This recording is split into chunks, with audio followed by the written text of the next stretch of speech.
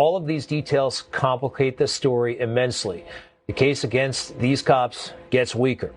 All right, this is Chauvin with his knee on the neck. And again, everyone finds this extremely disturbing. Doesn't really seem to make sense. But here comes the but.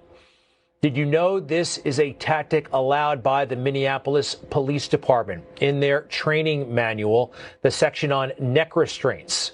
Unconscious neck restraint. Here it goes. The subject is placed in a neck restraint with the intention of rendering the person unconscious by applying adequate pressure. Next, it goes into more detail on how it's done. Neck restraint, non-deadly force option, defined as compressing one or both sides of a person's neck with an arm or leg. That arm or leg belonging to the cop, the officer. This may have been by the book. This may have been a very bad book, but it may have been by the book. And who was responsible for that book, the manual? These guys, the Democratic mayor and his police chief.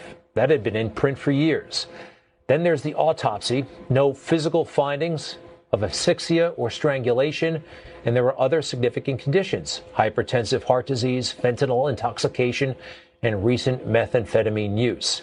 Also, Chauvin and Floyd, there is a chance they knew each other prior to all of this.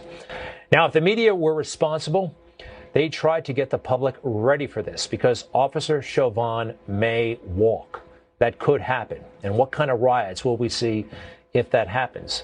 But the media in general, they don't feel responsible. And at the same time, they're as afraid of the mob as anyone else.